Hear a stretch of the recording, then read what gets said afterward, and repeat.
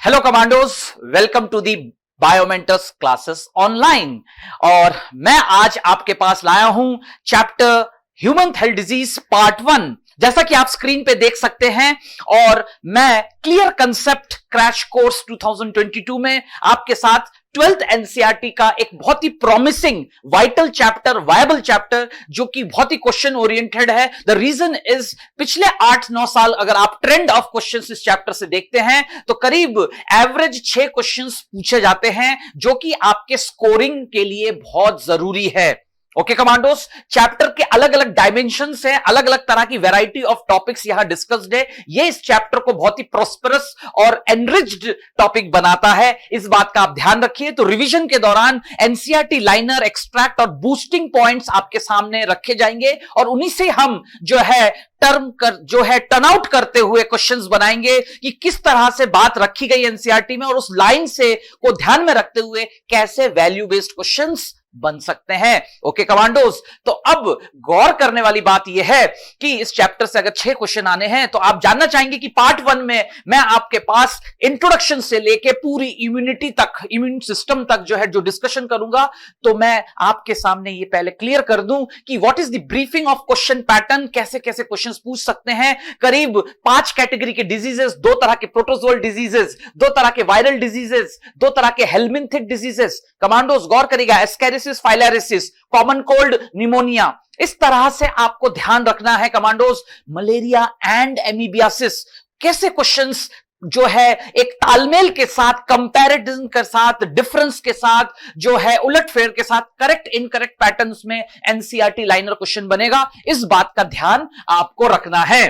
तो इंट्रोडक्शन जो होता है वो हेल्थ की डेफिनेशन से शुरू होता है। कैसे पहले के जमाने में आयुर्वेद सिस्टम क्या कहता था, गुड ह्यूमन हाइपोथेसिस क्या है, वो किसने और कैसे डिस्कार्ड किया, क्योंकि अल्टीमेटली हेल्थ क्या है, हेल्थ पाना, हेल्थ को मेंटेन करना और वो सारे फैक्टर्स। क्योंकि ये कहावत तो आपने सुन रखा है कि if you loss your wealth nothing is lost, if you loss your health something is lost. क्योंकि खोया हुआ शारीरिक जो आपकी क्षमता है वो दोबारा हासिल करना वैसे संभव नहीं हो पाता। There are many factors, acquired, congenital, इस तरह के क्वेश्चन, उनका मीनिंग क्या है, इन्फेक्शियस, नॉन इन्फेक्शियस, और जो इन्फेक्शियस है उसमें पैथोजन का क्या रोल है। क्योंकि कमांडोज एक स्टेटमेंट जस्टिफाई करते हुए पूछा जा सकता है, क्या ये आप मानते हैं कि all pathogens are parasites? Yes, all pathogens are parasite. यानी क्यों? क्योंकि पैरासिटिज्म में वो होस्ट बॉडी पे कहीं ना कहीं डिपेंडेंट, ऑब्लिगेट तरह से डिपेंडेंट होने की कोशिश करता है और उसके चलते हुए वो नुकसान पहुंचा सकता है, जानलेवा नुकसान पहुंचा सकता है, शरीर को बीमार कर सकता है। यानी जिसे हम कहते हैं disease, the body is not at ease. तो ये जो कहना है मेरा, इस तरह की बातों के साथ वैल्यू बेस्ड क्वेश्चन इस चैप्टर से शुरू होता है। तो चलिए कमांडोज, छोटी छोटी बातों को ध्यान रखते हुए शुरुआत करते हैं। आज का पहला पॉइंट करीब 70 पॉइंट के साथ पार्ट 1 में आपके साथ डिस्कस करने जा रहा हूं। एक एक लाइन, खास बात है क्लियर कंसेप्ट एनसीईआरटी बेस्ड इस क्रैश कोर्स का कि एनसीईआरटी लाइन टू लाइन आपके सामने डिस्कस किया जा रहा है, जिसमें उन्हीं से क्वेश्चंस बन सकते हैं या क्या बनेंगे। ध्यान रखिएगा, क्योंकि आप है बायोमेंटर कमांडोज, आपकी जो है कमांड ट्रेनिंग चल रही है, ये आखिरी दौर है आपकी तैयारी का, जिसमें आप चूक नहीं सकते। इसलिए हर पॉइंट को ध्यान से सुनिए, समझिए और फॉलो करिए। चलिए कमांडोज, आपके सामने मैं सबसे पहले लाया हूं शब्द जो है, आप देख सकते हैं, हेल्थ। हेल्थ किसका परिणाम है? It is the result of health, is result of state of body and mind. जो कहते हैं ना, शरीर और मन का संतुलन, बॉडी माइंड सोल, ये 3 चीजें जो हैं जब वेल कोऑर्डिनेटेड होते हैं तो आपका स्वस्थ सामने आता है, स्वस्थ जीवन सामने आता है। ऐसा आयुर्वेद, हिप्पोक्रेट्स और हमारे इंडियन आयुर्वेद सिस्टम का मानना था। बैलेंस ऑफ सर्टन ह्यूमर, शरीर के कुछ ऐसे कॉम्पोजिशंस, फ्लूइडिक कॉम्पोजिशंस है, उनके बीच बैलेंस कायम रखते हैं तो हेल्थ बिल्कुल अचीव होता है। क्योंकि ये उन्होंने साबित करने की कोशिश की, ये उनका ऑब्जर्वेशन था कि ऐसे लोग जिनको उनको ब्लैक बाइल है, उनकी हॉट पर्सनैलिटी, गर्म मिजाज के, बुखार आना, अस्वस्थ रहना, इसकी पहचान है ब्लैक बाइल। ऐसा गुड ह्यूमर हाइपोथेसिस कहता था, लेकिन गुड ह्यूमर हाइपोथेसिस को डिस्प्रूव किसने किया? William Harvey. Point to be noted, William Harvey after the discovery of circulatory system blood vessel, उन्होंने थर्मोमीटर का प्रयोग करके इसे डिस्प्रूव किया कि देखिए ब्लैक बाइल पीपल के साथ है, लेकिन थर्मोमीटर बता रहा है कि बुखार नहीं है, या बुखार है लेकिन ऐसा कुछ नहीं है कि ब्लैक बाइल है। ओके कमांडोज, ये तो सारी पौराणिक बातें थी, ट्रेडिशनल तरीके थे, है ना, केमिकल एनालिसिस, ऑब्जर्वेशंस के बेसिस पे सब करते थे। लेकिन मॉडर्न साइंस आज और बेहतर तरीके से कन्वेंशनल टेक्निक्स को छोड़कर नए तरीकों से हेल्थ को समझता है, डिफाइन करता है और उससे अस्वस्थ होने का पता लगाता है। अलग अलग प्रकार के टेस्ट के नाम आप पूरे कोर्स में सुनेंगे, ध्यान से सुनिएगा। यस कमांडोज, तो बात आती है कि ऐसा तो हमें ज्ञात है, ऐसा हम जानते हैं कि माइंड इन्फ्लुएंस इम्यून सिस्टम, हमारी प्रतिरोधक क्षमता, हमारे अंदर जो प्रतिरोधक क्षमता है उसको प्रभावित हमारा ही कहीं ना कहीं दिमागी सोच, माइंड। ब्रेन तो सबके पास है लेकिन माइंड सबका एक जैसा नहीं होता। ब्रेन सबका जो है बाय बर्थ प्रॉपर्टी सबके पास सेरिबेलम, वही सारे 3 पोर्शन है, लेकिन उसकी जो फंक्शनिंग करने की एबिलिटी है माइंड, वो सबका एक जैसा नहीं। वो तो influenced, when the brain is influenced, जो इफेक्ट आता है उससे हम माइंड कहते हैं। और वो माइंड ही तो है जो एक व्यक्ति कभी माइंड नहीं करता। यस कमांडोस, तो ध्यान दीजिए मैंने क्या कहा, इन्फ्लुएंसेस द इम्यून सिस्टम, हमारी सोच, हम किस प्रवृत्ति के हैं, हम क्या हमेशा दिन भर सोचते हैं, उसका गहरा प्रभाव हमारे शरीर पर पड़ता है और हमें स्वस्थ होने का एहसास कराता है। ये बात सही है, एनसीईआरटी में ये लाइन बिल्कुल सही लिखी है और वो न्यूरल और एंडोक्राइन सिस्टम के कोऑर्डिनेशन से कहीं ना कहीं एक स्वस्थ जीवन, हेल्दी लाइफ या हेल्थ बनाए रखने में हेल्प करता है। इस प्रकार से ये चैप्टर शुरू होता है और हेल्थ को WHO ने सही मायने में यूनिवर्सली डिफाइन की है कि देखा जाए तो complete physical, mental and social wellbeing. हां, एक आम आदमी की नजर में मानसिक और शारीरिक स्वास्थ्य तो सबको समझ में आता है, लेकिन व्यवहारिकता यानी बिहेवियरल एस्पेक्ट के साथ आपकी सोसाइटी, सोशल एस्पेक्ट में भी आप सही है कि नहीं, आपके पीठ पीछे आपके बारे में व्यक्ति किस प्रकार का भाव रखता है या आपका व्यवहार आसपास के लोगों से कैसा है, यह भी एक स्वस्थ जीवन का सूचक है, indicator of a health. Yes commandos, ये स्टेटमेंट भी सही है। हेल्थ अफेक्टेड बाय, लेकिन स्वस्थ है, स्वस्थ तो कभी जो हमारा स्वास्थ्य है वो तो इफेक्ट हो ही सकता, प्रभावित, क्योंकि लगातार बर्थ से लेके डेथ तक के पूरे जीवन काल में हम एक वातावरण, अच्छा बुरा, एडवर्स, इधर उधर, टर्बुलेंस, उतार चढ़ाव के साथ सामना करते हैं। बहुत सारे फैक्टर्स हैं, जेनेटिक डिसऑर्डर्स, हमारा जो उस जेनेटिक सॉफ्टवेयर इनबिल्ट नेचर ने दिया है, अगर उसी में ही कहीं ना कहीं खराबी है तो प्रोग्रामिंग में खराबी तो आएगी ही।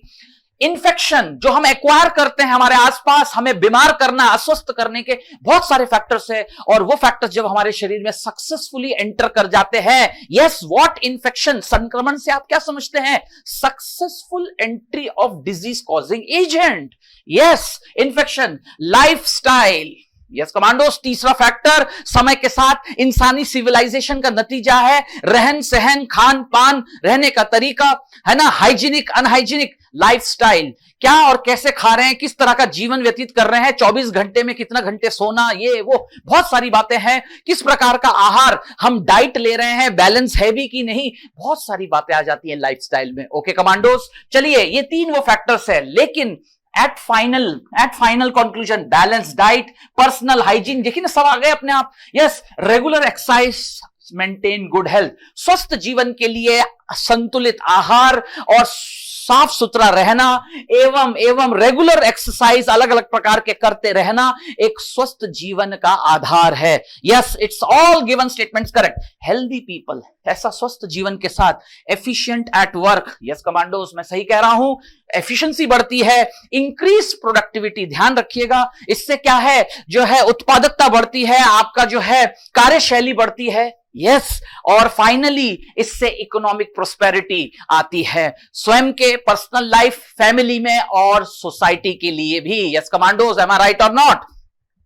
चलिए अगला point, disease, body is not at ease, शरीर एक अस्वस्थ स्थिति में है, प्रॉपर फंक्शनिंग में नहीं है, एक बुराई का एहसास होना। Yes, disease, the body is not at ease, कुछ तो है जो कि शरीर को एक अस्वस्थता का बोध करा रहा है। उस अवस्था को कहते हैं बीमार रहना, डिजीज रहना। और उसके दो कैटेगरीज है। शरीर को बीमार बाई बर्थ कॉन्जिनेंटल कारणों से हो सकता है, या बर्थ तो स्वस्थ रूप से हुआ, उसके बाद आजीवन एक्वायर्ड डिजीजेस भी होते हैं जो कि या तो संक्रमण से आया है या फिर किसी और मैल फंक्शनिंग के कारण हार्ट अटैक आ गया, ठीक है ना, गैस्ट्राइटिस हो गया, अल्सर हो गया, कार्डियक फेल हो गया, cancer, one of the dreaded disease पढ़ेंगे हम लोग नॉन इन्फेक्शियस ड्रेडेड डिजीज में। कैंसर एक अलग ही स्थिति, एक अलग ही परिस्थिति। डेथ इज इनएविटेबल, मृत्यु जो है अटूट है, रोका नहीं जा सकता देर सवेर। क्यों, कैसे, ये वो, तो बीमार पड़कर जो है फैटल मृत्यु को प्राप्त कर जाने की भी स्थिति आ सकती है स्वस्थ बिगड़ते हुए। क्या ये सही है? हां, ये कारण है। लेकिन हम सबसे पहली कैटेगरी क्या देखेंगे? इन्फेक्शियस क्या है? क्योंकि इस चैप्टर की खास बात है, पूरे चैप्टर में आप देखिएगा एकमात्र नॉन इन्फेक्शियस बीमारी जो डिस्कस्ड है, यस, दैट इज कैंसर। इसके अलावा सामाजिक बीमारी, कमांडोज गौर करिएगा, स्वस्थता का संबंध सामाजिकता से भी है, सोशल वेलबींग। और समाज में कुछ ऐसी भी कुरीतियां, मैल हैबिट्स और दिक्कतें हैं जो चैप्टर के आखिरी पार्ट 2 में मैं आपके साथ डिस्कस करूंगा। कमांडोज मेरी बात समझना, यस, सोसाइटी इज इनविजिबली, अदृश्य रूप से एडिक्शन और ड्रग डिपेंडेंसी से भी बीमार है। यस कमांडोज, कुछ ऐसी इंफेक्शियस बीमारी जिन पर कहीं ना कहीं समाज चूकता है, जो है बचता है, छुपता है डिस्कस करने के लिए। एसटीडी, रिप्रोडक्टिव ट्रैक्ट इंफेक्शंस, हम उनको भी नजरअंदाज नहीं कर सकते, क्योंकि एक स्वस्थ सोसाइटी में ऐसे लोगों का होना भी अस्वस्थता, अनहेल्दी डिजीज, समाज बीमार है। अगर समाज का युवा वर्ग, यूथ, यस कमांडोज, मैं सारी बातें आपको क्लियर करूंगा किस तरह से चैप्टर के 2 हिस्से हैं, पार्ट 1, पार्ट 2। पार्ट 1 में सारे इंफेक्शियस डिजीजेस और उससे लड़ने वाला हमारा शरीर का एकमात्र सिस्टम, 24 घंटे हमारे अंदर हमारा डिफेंस बॉडीगार्ड आर्सेनल अपने अस्त्र शस्त्र के साथ हमेशा चौकीदारी करता हुआ डिफेंस सिस्टम। हम इम्यूनिटी पर भी बात करेंगे। ओके कमांडोज, तो क्वेश्चंस की जो वैरायटी, इस भरमार है इस चैप्टर के में, इसलिए मैंने आपको कहा 5 से 6-7 क्वेश्चन आना कोई मामूली बात नहीं। एक ही चैप्टर से, ये एक चैप्टर नहीं है, ये 5-6 चैप्टर्स का एक संग्रह है। Chapter human health disease. Commandos, स्वस्थता की बात है, हेल्थ की बात है, मजाक नहीं है। और वो स्वस्थ रहना और बीमार पड़ जाना दो अलग अलग, एक ही सिक्के के 2 पहलू हैं, जिसके बीच कहीं ना कहीं बैलेंस बनाए रखता है हमारा इम्यून सिस्टम। तो हर बात यहां की गई है, क्वेश्चंस ऐसे ही पूछे जाएंगे, ध्यान रखिएगा कमांडोज। तो फिलहाल आपके सामने यह है। अब बात आती है इन्फेक्शन, संक्रमण। संक्रमण का मतलब ही होता है सक्सेसफुल एंट्री, सफलतापूर्वक किसी का एंटर कर जाना। एंटर कौन करता है? हां, ऐसे भी जीव हैं, ऑर्गेनिजम्स हैं जो बीमार कर सकते हैं शरीर को। हां, मैं बात कर रहा हूं pathogen, correct statement, disease causing organisms. All pathogens are parasite harmful to the host, living being. Host, मेजबान, शरीर को नुकसान पहुंचाता है खुद के फायदे के लिए, और वो नुकसान का पैमाना मृत्यु भी हो सकती है, can be fatal also if untreated, undiagnosed, unrecognised. अगर उन पे ध्यान ना दिया जाए, बीमार शरीर धीरे धीरे और बीमार होकर अपॉर्चुनिस्टिक हो जाता है, और अस्वस्थता के कारण मृत्यु भी हो सकती है। Yes correct. पैथोजन एंटर करना ही तो इन्फेक्शन है। फिर वो कुछ समय इंक्यूबेशन अपने आप को तैयार करता है, मल्टीप्लाई करता है, क्योंकि होस्ट शरीर इतना जटिल है, वो अपनी संख्या बल से जीतेगा। वो अपनी संख्या बल, how the number is going to, अपने रिप्रोडक्टिव पोटेंशियल मल्टीप्लाई करता है, तब जाके शरीर में अवरोध, इंटरफेयर करता है। Normal vital activities, morphological functional damage, अलग अलग तरह से। यस कमांडोज, इसी को ही कहते हैं हाइपरप्लासिया या हाइपरट्रॉफी। पैथोजेंस जो है वो अपने होस्ट बॉडी में या तो सेल की संख्या बढ़ा देते हैं एबनॉर्मली और चोकिंग कर देते हैं, और भी तरीका हाइपरप्लासिया, या फिर एक एक सेल का वॉल्यूम बढ़ाकर उनको जो है फोड़ देते हैं, बर्स्ट करवा देते हैं। क्या ये बात एनसीईआरटी में मेंशन्ड है? हां, जब प्लाज्मोडियम आरबीसी के अंदर पहुंचता है, आरबीसी को फोड़ देता है, फोड़ के वो खुद निकलने की कोशिश करता है, लेकिन ऐसे करके तो बहुत सारे आरबीसी डिस्ट्रक्शन हो जाते हैं। इवन मलेरिया फेल्सीपेरम में तो यस कमांडोज, एनीमिया भी हो जाता है, आरबीसी के साथ साथ हीमोग्लोबिन की कमी, क्योंकि हीमोग्लोबिन ही तो है जो तोड़कर वो हमारे लिए टॉक्सिक पिगमेंट बना देता है। तो ये कोई इस तरीके से ये डैमेज ही तो हुआ, अंदर बाहर कहीं से भी। यस कमांडोज,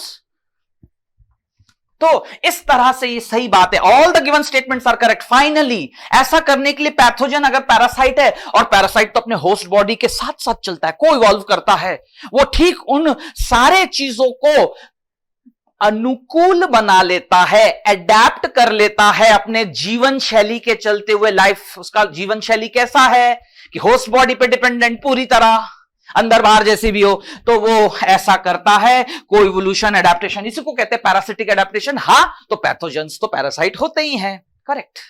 इस तरह से ये चैप्टर का इंट्रोडक्टरी क्वेश्चन है। मैंने करीब 14 पॉइंट्स आपके साथ डिस्कस किए। क्वेश्चन ऐसे भी पूछे जा सकते हैं, क्या ये दिए गए सारे स्टेटमेंट बीमारी से संबंधित सही है? हां, सही है।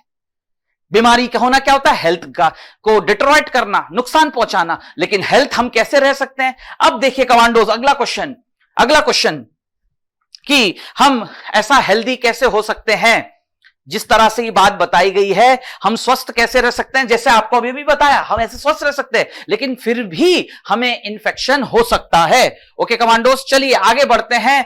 अब ऐसे बीमारियां, infectious diseases, transmissible communicable diseases हम डिस्कस करने जा रहे हैं। Common diseases in human. सबसे पहला कैटेगरी बैक्टीरियल डिजीज में टाइफाइड, एंटेरिक फीवर भी इसे कहते हैं, Salmonella typhi, contaminated food and water इसका ऑल द गिवन स्टेटमेंट। बुखार आता है, ठीक है, कमजोरी, स्टमक पेन, सही बात है, कॉन्स्टिपेशन, गौर करिएगा, कॉन्स्टिपेशन, इंटेस्टिनल, सबसे सीवियर फॉर्म इंटेस्टिनल परफोरेशन, छेद बन जाते हैं इंटेस्टाइन के अंदर, और मृत्यु भी हो सकती है। किस टेस्ट से कंफर्म होता है कि दिए गए व्यक्ति को टाइफाइड का? Widal test, confirmatory test of typhoid. ऐसे करके ऑल द गिवन स्टेटमेंट, बस इसके बाहर कोई क्वेश्चन नहीं आएगा। और एक बेहतरीन वैल्यू बेस्ड क्वेश्चन जो है, नोट, जो case study, that is Mary melon.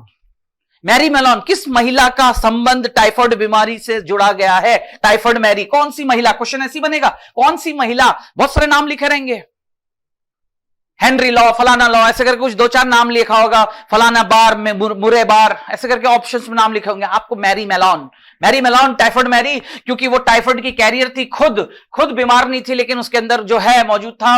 वो she was a professionally cook, chef थी, वो घर घर में जाके खाना बनाती थी। खाना बनाते समय छींका, वहीं छोक लगा दिया है ना कमांडोज, मेरी बात समझे, खाना पक रहा है, छींक आ गई, वहीं छींक, है ना, क्या हुआ, छोक लगा दिया, हाथ पैर इधर। इस तरह से जो है काफी लोगों के अंदर अमेरिका में बीमारी फैलाते रहे। Spread typhoid several year through the food she prepared.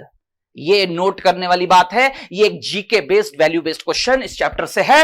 अगला है निमोनिया, स्ट्रेप्टोकोकस निमोनिया या हीमोफाइलस इन्फ्लुएंजा से होने वाला ये बीमारी। Inhaling the droplet infection, aerosol, व्यक्ति जो है खुद बीमार है, छींकेगा, छींक कर आसपास, फोमाइट बॉर्न, क्या कहते हैं इसको, फोमाइट बॉर्न, इधर उधर चीजों को छूना, उससे जो है ऑब्जेक्ट से भी फैल सकता है। Infection in alveoli of lungs के अंदर जाके एल्वुलाई को नुकसान पहुंचाते हैं, वहां पर पूरा जो है फ्लूइड बॉल्स भर जाते हैं। सिम्टम्स क्या है? बुखार आना, chills, cough, headache, lips and finger nails क्या हो जाते हैं? ग्रे टू ब्लूइश रंग के भी हो सकते हैं। यस कमांडोस, गौर करिएगा, ये निमोनिया की सबसे बड़ी पहचान है कि जो है एक व्यक्ति को जो है, अगर वो वाकई में निमोनिया पीड़ित है, उसको अगर डॉक्टर कहेंगे जरा 10 कदम चल के बताओ, 10-20 कदम सिर्फ चल के ही उसकी सांस फूलने लगेगी। यस, क्यों? क्योंकि छाती अंदर से भारी हो गए, फ्लूइड फिल्ड हो गए हैं, सरफेस नस, जिसको कहते हैं लंग कंजेशन हो जाता है। वही क्या होता है यहां पर बताया गया है कमांडोस। इस तरह से क्वेश्चन पूछा जाएगा, गौर करिएगा every one of you. Next, plague, again bacterial black death. हालांकि ये बीमारी येसर्निया पेस्टिस से होता है, spread from rat to rat.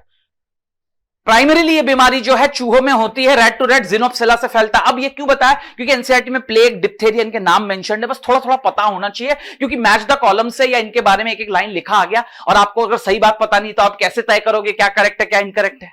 Question को समझे ना आप, क्यों बताया जा रहा है। तो man is considered as accidental host, man is considered accidental host. Accidental host का मतलब अब ऐसा ही चूहा जो खुद प्लेग से मरा पड़ा हुआ है, उसी के शरीर से जो है रैट फ्ली, जिनोप्सिला रैट फ्ली कहते हैं, वो आके जो है किसको काट दे, इंसान को काट के खून चूसने के चक्कर में तो वो फैला के जाएगा। येसर्निया पेस्टिस, और इंसान में भी बीमारी तो उसको होना नहीं था, लेकिन एक्सीडेंटल होस्ट बनकर इंसान भी प्लेग से पीड़ित हो सकता है। ये इसकी खास बात है। ब्लैक डेथ, ब्लैक डेथ इसलिए कहते हैं शरीर पूरा काला पड़ चुका होता है, खून जम चुका होता है मृत्यु से पहले, ब्लैक डेथ इसलिए कहते हैं। Bacterial diseases in man, dysentery, plague, diphtheria, ये 3 बीमारियों के बारे में एक्स्ट्रा मेंशन है। ये कौन सी डिसेंट्री है? डिसेंट्री तो एमीबिक डिसेंट्री है, लेकिन वो प्रोटोजोअल है। तो बैक्टीरिया से होने वाले डिसेंट्री को कहते हैं कोलेरा, विब्रियो कोलोरे, है ना, वही कंटामिनेटेड वाटर। लेकिन rice, white rice water stool, गौर करिएगा कमांडोस, इसमें जो पखाना, जो लूज मोशन होता है वो कैसा होता है? व्हाइट राइस वाटर स्टूल, बिल्कुल पतला पानी जैसा, tap water.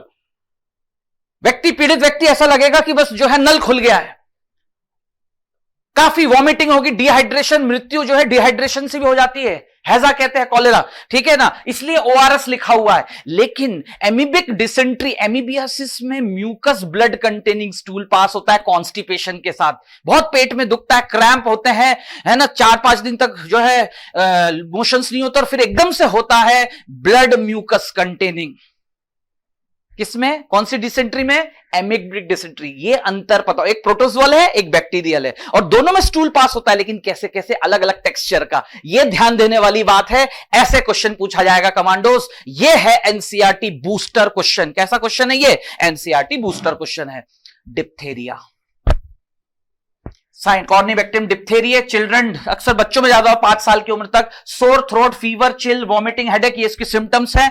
Grey membrane, throat के वहां पर एक ग्रे मेम्ब्रेन सा डेवलप होता है, टॉन्स एंड टॉन्सिल्स। होर्सनेस, आवाज में काफी भारीपन, घोड़े जैसा आवाज, होर्सनेस, है ना, तकलीफ होती है बोलने में, difficulty in breathing. DPT vaccine with in 6 weeks, birth के 6 हफ्ते, यानी डेढ़ महीने के बाद, जन्म के 1.5 महीने के अंदर या 1.5 महीने तक की उम्र में DPT, diphtheria pertussis tetanus injection लग जाना चाहिए। वायरल डिजीजेस कमांडोस, अगला है वायरल डिजीजेस। ध्यान से देखिए, वायरल डिजीज पे हम बात करेंगे।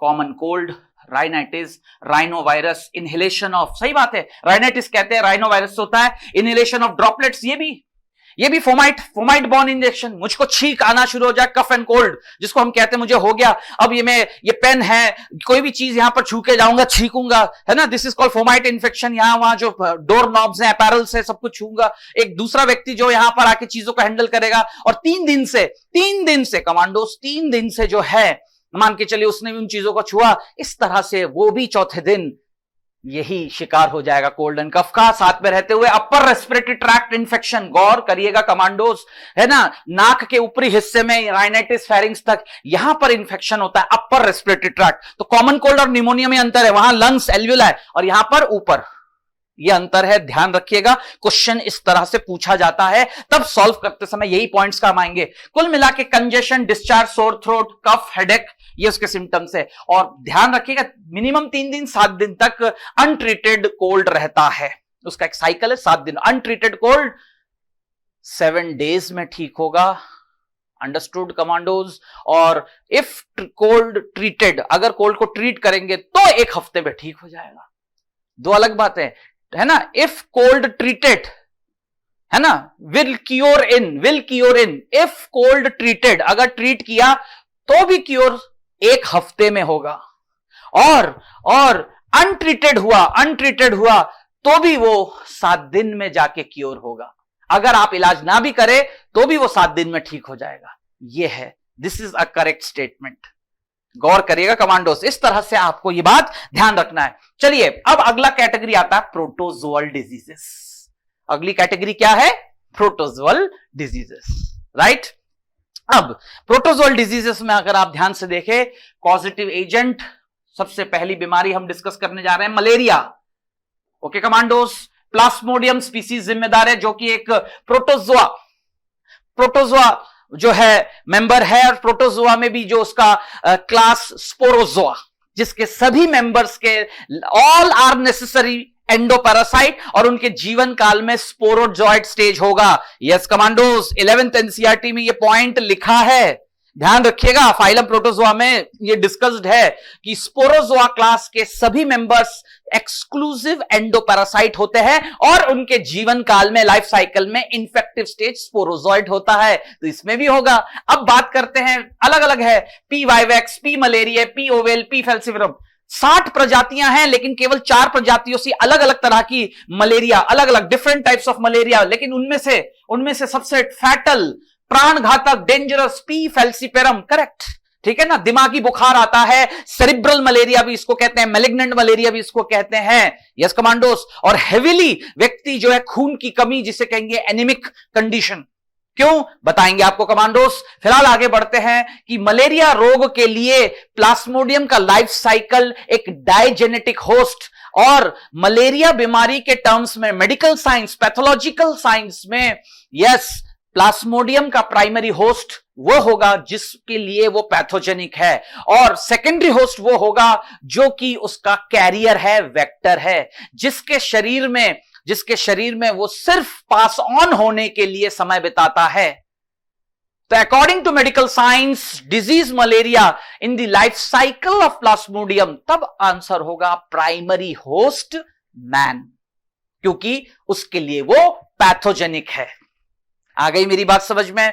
और जो कि सेकेंडरी होस्ट है वो होगा फीमेल एनोफिलिस मॉस्किटो, जो केवल उसका एक बायोलॉजिकल वेक्टर है, वो अपने शरीर के अंदर कुछ एक्टिविटीज कराते हुए करीब 10 दिन बाद उसको पास ऑन करते हैं, इसलिए ना केवल वेक्टर है मॉस्किटो, फीमेल मॉस्किटो क्या है, बायोलॉजिकल वेक्टर है। कैसा वेक्टर है, बायोलॉजिकल वेक्टर। का क्या मतलब है ये मैंने आपको बताया। Okay commando, sequence of life cycle देखिए, इंसान के अंदर अलैंगिक जीवन काल, अलैंगिक एसेक्सुअल फेज बिताता है, इन्फेक्टिव स्टेज स्पोरोजोइट, सभी हो गए। और वो स्पोरोजोइट कैसे इंसान के शरीर में एंटर करते हैं, by bite of infected female anopheles mosquito, ठीक है, एंटर कर गए, अंदर जाके साइजोगोनी, मल्टीपल फिशन साइजोगोनी, पहले लिवर सेल के अंदर करते हैं, लिवर साइजोगोनी, जिसे एक्सोइरेथ्रोसाइटिक साइकिल कहते हैं। उसमें पहले क्रिप्टोजोइट, फिर मेटाक्रिप्टोजोइट बनता है, ठीक है, देन मेटाक्रिप्टोजोइट बनने के बाद वो आरबीसी को अटैक करते हैं, इरेथ्रोसाइटिक साइकिल, गोल्जी साइकिल शुरू हो जाता है, फिर यस, है ना, इरेथ्रोसाइटिक साइजोगोनी, और वो खत्म होकर रप्चर, वो जैसे ही खत्म होता है आरबीसी फटते हैं, हाइपरट्रॉफी, फटते हैं आरबीसी, रप्चर, और आरबीसी, टूटे हुए आरबीसी से क्या रिलीज होता है, रिलीज ऑफ हीमोजोइन, टूटे हुए हीमोग्लोबिन से टॉक्सिक पिगमेंट हीमोजोइन, जो कि बाकी विषैला है, और यही वो पिगमेंट है जो बुखार लाने के लिए, ठंड, हाई फीवर, पहले रिगर स्टेज, कंपन, कब कभी छूटती है, ठंड लगता है, और फिर तेज बुखार आने के लिए जिम्मेदार है चिल एंड हाई फीवर। और ये तब तक चलेगा 3-4 दिन तक, जब तक इरेथ्रोसाइटिक साइकिल, जितने बार वो चलेगा उतने बार रुक रुक के जो है 3 दिन, 2 दिन, 4 दिन, अलग अलग तरह से, अलग अलग स्पीसीज, 4 तरह की स्पीसीज है, लेकिन रिकरिंग उतने बार, हफ्ते में कम से कम 3 बार, 2 बार तो बुखार आएगा ही। आ गई मेरी बात समझ में। फिर आता है डेफरवेसेंस, पसीना पसीना हो जाता है, थकावट रहती है, कमर में दर्द, सर दर्द, मुंह चिपचिपा, कड़वा, है ना, ये सारे सिम्टम्स बने रहते हैं, लेकिन फिर बुखार आएगा, तो ये चलता रहेगा।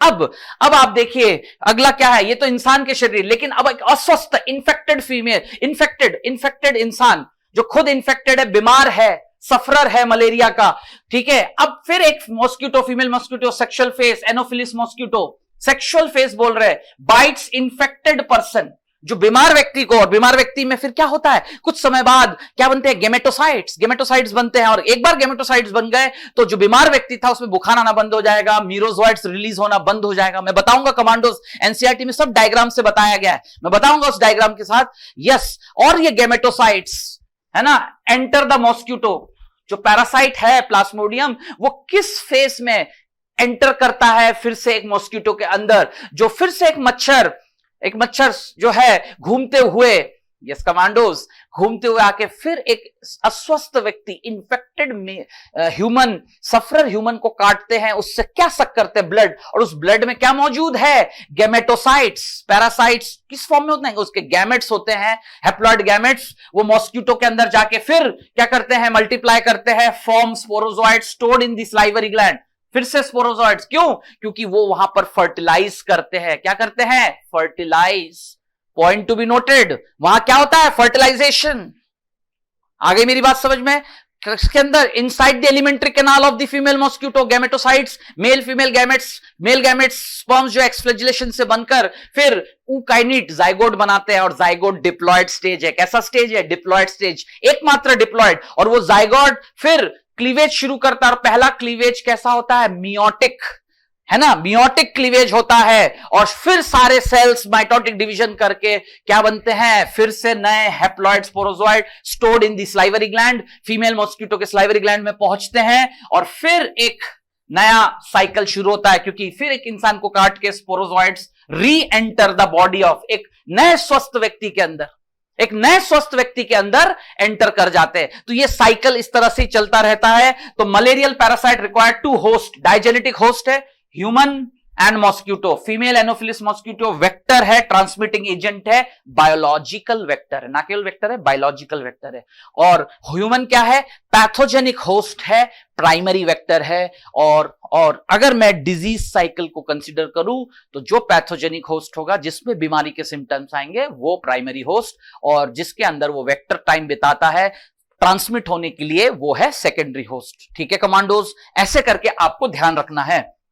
अब जो बातें मैंने बताई कमांडोज, इस तरह से मैं एक लाइन बनाता हूं, ध्यान से देखिएगा। यह है ए सेक्सुअल फेस इंसान के शरीर के अंदर, और यह है सेक्सुअल फेस मच्छर के अंदर, है ना, सेक्सुअल एंड एसेक्सुअल। और एसेक्सुअल के दौरान वो एन कंडीशंस में होता है हैप्लॉइड, और सेक्सुअल फेस के दौरान जो यहां पर फर्टिलाइजेशन के बाद जाइगोट बनता है, ये 2n कंडीशन, ये 2n कंडीशन। एकमात्र सेक्सुअल फेस फीमेल मॉस्क्यूटो के एलिमेंट्री कैनाल में जाइगोट स्टेज ऊकाइनिट ही उसका एकमात्र डिप्लॉयड स्टेज होता है। बाकी पूरे समय all the phases sporozoites, cryptozoites, metacryptozoites, trophozoite, feeding form. RBC के अंदर क्या मौजूद होते हैं? ट्रोपोजोइड्स मौजूद होते हैं, जो कि क्या बोलते हैं? फीडिंग फॉर्म है। आरबीसी के अंदर मौजूद हीमोग्लोबिन को ब्रेक डाउन करके उसमें से उसका ग्लोबिन प्रोटीन पार्ट को डाइजेस्ट कर लेते हैं, और जो है हीम को कन्वर्ट कर देते हैं इनटू टॉक्सिक पिगमेंट। तो ध्यान से देखिए, एक बेहतरीन शाम को आप कहीं पर जो है घूम रहे थे, एक जगह व्यस्त थे, जिस तरह से भी आप थे, है ना, कहने का मतलब आपका ध्यान इधर उधर बटा था आप तो, लेकिन एक मच्छर घूमते आके, है ना, आप तो बढ़िया जो है किसी पार्क में घूम रहे थे, या कहीं आप गए थे विजिट करने, और खड़े थे आप वहां पर, आपको पता भी नहीं चला, और एक मच्छर कहीं से घूम के आके एक अपना प्यार भरा चुंबन, है ना, जो है दे के चला गया, यानी बाइट। आर यू मेरी पॉइंट? यहां पर देखिए ध्यान से कमांडोज, है ना, बाइट, ऐसे करके, क्लियर। और जिस कारण से, ओके कमांडोज, गौर करिएगा क्या कह रहा हूं मैं, पैरासाइट एंटर करता है स्पोरोजोइड, लिवर, देखिए ध्यान से, ये है ना, लिवर सेल्स के अंदर वो लगातार, है ना, एक्सोइरेथ्रोसाइटिक साइकिल, ये एक्सोइरेथ्रिक साइकिल है, और फिर वो रिलीज करता है ब्लड में, ये रहा आरबीसी, ये रहा गोल्जी साइकिल। ध्यान रखिएगा कमांडोज, ये गोल्जी साइकिल है। Everyone clear? Parasite reproduce asexually in the red blood, और ये सब जो भी बताया है ध्यान दीजिएगा मैंने क्या कहा। Everyone clear? Everyone clear? तो इस तरह से जो है रिलीज करता है। फिर ये देखिए फीमेल एंड मेल गैमेट्स बनते हैं, और फिर एक मच्छर आके, इस डायग्राम से फिर एक मच्छर आके, जो बीमार व्यक्ति था, और बीमार किसकी वजह से? जो मलेरिया का बुखार आता है, वो इस साइकिल के वजह से आता है। ऐसे करके तो क्वेश्चन पूछेंगे स्कैन करके, यहां से स्कैन कर लेंगे और कहेंगे कि इसको रिकॉग्नाइज करके बताइए इस साइकिल के कारण मलेरिया के क्या सिम्टम्स आते हैं। बुखार आएगा, क्योंकि यही वो स्टेज है जब हीमोजोइन रिलीज होता है। आ गई मेरी बात समझ में? इस तरह से आपको याद रखना है चीजें। अच्छा, फिर देखिए गैमेट्स रिलीज हो गए, फिर एक अस्वस्थ सफरर व्यक्ति को फिर एक मच्छर काट के गया, और अब की बार उसके अंदर वो गेमेटोसाइट्स गए और उन्होंने फ्यूज करके जाइगोट बनाया, और उस जाइगोट से जो है फिर आगे साइजोगोनी हुआ, वहां पर स्पोरोगोनी हुआ। क्या हुआ यहां? स्पोरोगोनी, और फिर बन गए स्पोरोजोइड सलाइवरी ग्लैंड के अंदर, और फिर वो अगले साइकिल के लिए तैयार। यही डायग्राम में बताया है।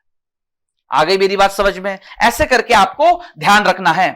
चलिए कमांडोज, अगला क्वेश्चन, एमीबियासिस, अगला protozoal disease, amoebic dysentery, amoebiasis, Entamoeba histolytica. Histolytica इसलिए क्योंकि हिस्टोलाइसिन एक ऐसा प्रोटीन बनाता है जिससे कि लार्ज इंटेस्टाइन का म्यूकोसा, सब म्यूकोसा लेयर के सेल्स टूट जाते हैं, टूटकर ब्लड वेजल्स फट जाते हैं, और ब्लड इसलिए तो रिलीज होता है। क्यों आता है म्यूकस और ब्लड? क्योंकि म्यूकोसा लेयर और ब्लड वेजल्स टूट जाते हैं, इसलिए दोनों आते हैं। इसलिए तो नाम है एंटामीबा हिस्टोलिटिका, क्योंकि वो रिलीज करता है उसका जो इन्फेक्टिव फॉर्म अंदर जाके अटैक करता है, वो क्या रिलीज करता है? हिस्टोलाइसिन। टिश्यूज टूटते हैं वहां पर म्यूकोसा का और सब म्यूकोसा का, ठीक है। हाँ, तो लार्ज इंटेस्टाइन ऑफ ह्यूमन, ध्यान रखिएगा ये पैरासाइट है large intestine. House fly act as mechanical, तो मॉस्क्यूटो को मैंने बायोलॉजिकल वेक्टर कहा और यही हाउस फ्लाई मैकेनिकल, क्योंकि मच्छर क्या है, इधर उधर जो है पखाने में सैनिटरी प्लेस, इधर उधर गंदगी में बैठ के आते हैं और उनकी आदत है वो अपने सामने के हाथ पैरों को ऐसे झाड़ते रहते हैं, इधर उधर चिपकते उनके शरीर में, और फिर वो आके बढ़िया घूम घाम के आपके खाने के प्लेट में गोस्वामी चाट भंडार कहीं भी बैठ जाएगा। गोस्वामी चाट भंडार में आके बढ़िया, अरे साहब गोलगप्पे तो बहुत अच्छे लग रहे हैं, लेकिन गोलगप्पे में तो इन्फेक्टिव फॉर्म भी मौजूद है। आ गई मेरी बात समझ में? किसका? एंटामीबा हिस्टोलिटिका का।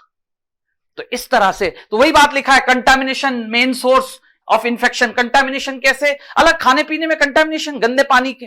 पानी कैसे गंदा हुआ? क्योंकि एक अस्वस्थ व्यक्ति जो खुद एमीबिक डिसेंट्री से पीड़ित था, उसके स्टूल वाटर बॉडी में आ गया और कहीं ना कहीं डाइल्यूट होकर वो हर जगह फैला। Finally constipation, abdominal pain, cramps, stool with excess mucus and blood clot. ये खास बात ध्यान रखिए, क्योंकि आपने तो कॉलेरा डिसेंट्री वो भी पढ़ा, और उसमें क्या था? White rice water stool. वहां भी डिसेंट्री थी, ये भी डिसेंट्री है, लेकिन अंतर है दोनों के टेक्सचर, जिस तरह का वो पास होता है। ये मेन क्वेश्चन का डिफरेंस पूछा जाएगा एनसीईआरटी बेसिस। चलिए कमांडोज, अगला है हेलमिंथिक डिजीज। बहुत ही ज्यादा इंपॉर्टेंट, दो तरह के एस्केरिस, ठीक है, जो कि एस्केरिस है ना, दोनों ही राउंड वॉर्म से, एस्केरिस 5 दोनों ही राउंड वॉर्म है, लेकिन एक कंटामिनेशन से फैलता है, दूसरा again biological vector mosquito, Culex, female Culex जो है मॉस्क्यूटो के काटने में। अब क्वेश्चन ये आता है, सर ये जो मादा फीमेल सी तो आके खून चूस रहा काट रहे, क्यों मेल मॉस्क्यूटो नहीं? Why only female? The reason is क्योंकि फीमेल्स को वार्म ब्लड डाइट चाहिए, वार्म डाइट। अपने बच्चों को एब्डोमेन में जो है, कहने का मतलब उनके एग्स, ब्रीडिंग सीजन में उनके अपने जो एग्स हैं उनको इंक्यूबेट करने के लिए उनको एक इंक्यूबेशन टेम्परेचर वार्म डाइट से मिलेगा, इसलिए उन लोग खून चूसते हैं, जो कि एक मैमेलियन बॉडी, और मैमल्स तो बहुत सारे हैं, लेकिन human is the best with vestigial hairs. अगर वो पक्षियों को बोले हमसे ज्यादा खून तो गर्म पक्षियों का होता है, पक्षियों को जाके कैसे मच्छर काटेगा? उसके तो फेदर्स और पूरे फर भरा हुआ है। भालू को थोड़ी मच्छर काट सकता है, उसके पूरे शरीर में हेयर भरा हुआ है। हमारा स्किन एक्सपोज्ड है, हेयर्स मौजूद है, स्पार्स, डेंस जो है दूर दूर फैले हुए हैं, और वेस्टिजियल है, बस नाम मात्र मौजूद है। यस कमांडोज, मेरी बात आप समझिएगा, ये छोटी छोटी बातें हैं जो कि बहुत इंपॉर्टेंट है, ऐसे आपको ध्यान रखना है। Clear commandos? चलिए हेलमिंथिक डिजीज की बात कर रहे हैं। Ascaris lumbricoides, round worm, parasite of small intestine. गौर करिएगा, पैरासाइट ऑफ स्मॉल इंटेस्टाइन, यानी ये अटैकिंग साइट इसका क्या है? लार्ज इंटेस्टाइन तो एमीबिक एंटामीबा हिस्टोलिटिक, लेकिन ये कहां करता है? Small intestine. क्यों? क्योंकि इसका खाना पीना तो वही है, काइल, डाइजेस्टेड फूड, कुछ नहीं करना है, सब कुछ डाइजेस्टेड मिलना है, क्योंकि ये तो एक्सट्रीम पैरासाइट है। कैसा है? Extreme parasite. Yes, host body के ऊपर पूरा रिलाय कर लेंगे, बढ़िया वहां पर रहेंगे।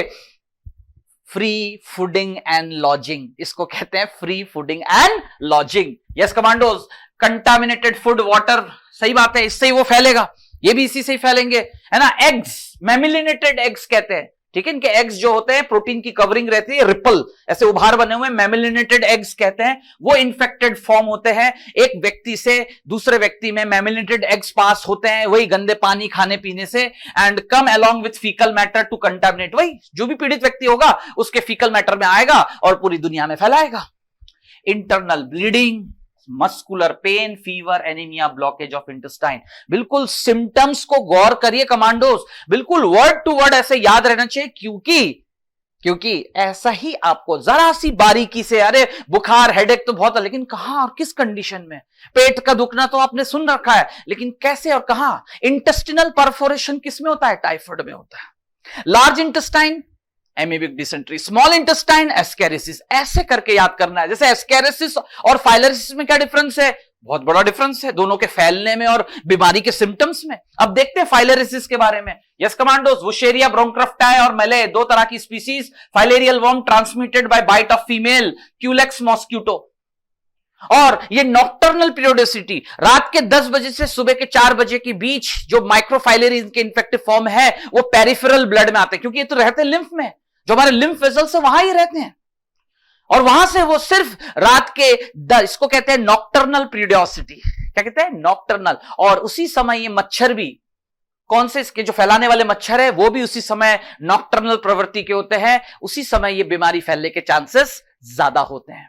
क्लियर, रात के समय मच्छर काटने पे ध्यान रखिएगा। और डेंगू जो है दिन के समय, क्योंकि वो डायurnal इंसेक्ट है, कौन, एडिस फीमेल मॉस्किटो, डायurnal। क्लियर, ये छोटी छोटी बातें याद रखनी है। एफेक्ट द लिम्फेटिक सिस्टम, शरीर के लिम्फेटिक सिस्टम पर प्रभाव पड़ता है, characterised by swelling of the legs, scrotum, other body part, क्योंकि लिम्फेटिक सिस्टम लिम्फेंजाइटिस और लिम्फेडेंटिनिटिस हो जाता है ना, लिम्फ ग्लैंड्स का फूलना, इन्फ्लेमेशन, और लिम्फ वेजल्स का फूलना। और लोअर लिम्स में, किसी एक पैर में, हमेशा किसी एक पैर में होगा, आप डायग्राम में ध्यान से देखिएगा, स्क्रॉटल वगैरह, that is the terminal and. ध्यान रखिएगा, एलिफेंटियासिस, हाथी पाव, हाथी जैसा पाव फूल जाना, ये टर्मिनल एंड होता है फाइलेरिसिस का, मतलब वो हो गया, वो आखिरी दौर है, बस अब कुछ नहीं किया जा सकता। That is the terminal end of filariasis. तो जेनिटल्स अफेक्टेड और legs resembles the leg of an elephant, ये इसकी सबसे बड़ी पहचान है। क्लियर, बुखार आने के बाद।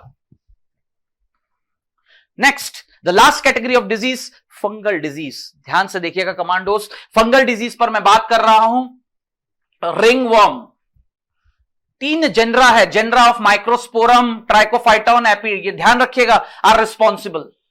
इन 3 जेनरा के अलग अलग स्पीसीज, अलग अलग तरह के, है ना, एरिया वाइज, कोई सर पे, कोई यहां पर गालों पे, है ना, कोई ग्रोइन रीजन, ग्रोइन मतलब, यस कमांडोस, गौर करिएगा ध्यान से,